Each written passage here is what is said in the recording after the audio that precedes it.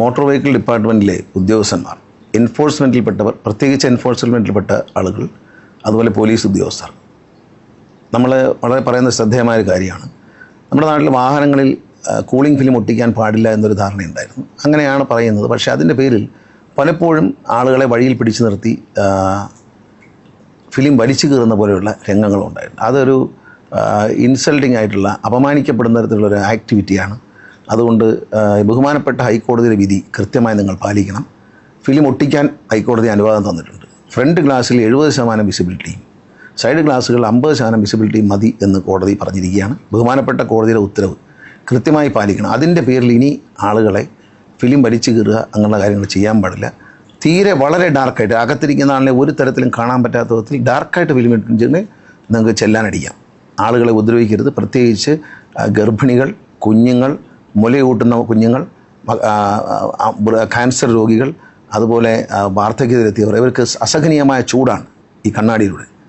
ബഹുമാനപ്പെട്ട കോടതിയുടെ തീരുമാനം സ്വാഗതാർഹമാണ്, വളരെ സ്വാഗതാർഹമാണ്. കാരണം ഇതിൻ്റെ ഒരു നിയമമുണ്ട് എന്നുള്ളവരെ ഞങ്ങൾ വളരെ ബുദ്ധിമുട്ടിക്കൊണ്ട്, ഞാനിതിനെതിരാണ്. കാരണം ഈ കുഞ്ഞുങ്ങളെ കൊണ്ട് യാത്ര ചെയ്യുന്നവർക്കൊക്കെ വലിയ ബുദ്ധിമുട്ടാണ്. പ്രത്യേകിച്ച് കീമോ പോലുള്ള ചികിത്സകൾ കഴിഞ്ഞ് മടങ്ങുന്ന ക്യാൻസർ രോഗികൾക്ക്, ഇത് റേഡിയേഷനെ കഴിഞ്ഞ് മടങ്ങുന്നവർക്ക് ഈ ചൂട് താങ്ങാനൊക്കുന്നതല്ല.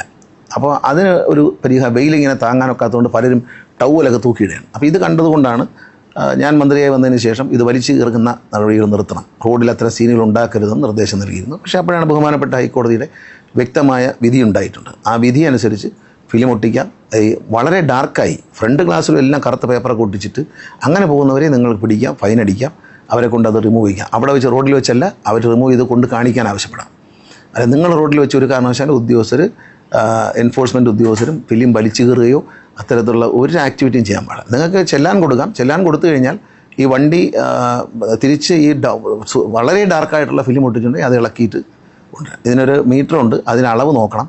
അല്ലാതെ കണ്ണുകൊണ്ട് കണ്ടിട്ട് ഒരാളെ ഉപദ്രവിക്കാൻ വേണ്ടി ചെല്ലാൻ എഴുതരുത്. ബഹുമാനപ്പെട്ട ഹൈക്കോടതി നിർദ്ദേശം വളരെ വ്യക്തമാണ്.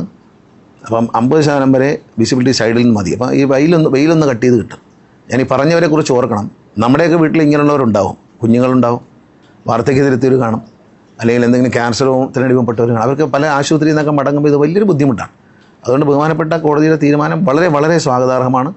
അതുകൊണ്ട് ഒരു കാരണവശാലും അത്തരം കാര്യങ്ങൾ കോടതി ഉത്തരവിനെ ലംഘിച്ചുകൊണ്ട് ഒരു ഉദ്യോഗസ്ഥന് പെരുമാറാൻ പാടില്ല. എല്ലാ നിയമത്തിനും അപ്പുറമായിട്ട് മനുഷ്യത്വം എന്നൊരു വികാരമുണ്ട്.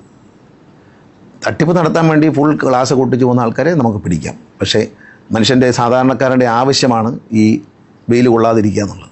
അതിന് ബഹുമാനപ്പെട്ട കോടതി ശക്തമായൊരു തീരുമാനം എടുത്തിട്ടുണ്ട്. ആ കോടതിയെ ഉത്തരവിനെ കൃത്യമായി നിങ്ങൾ അനുസരിക്കണം എന്ന് വളരെ സ്നേഹത്തോടെ നിർദ്ദേശിക്കുകയാണ്.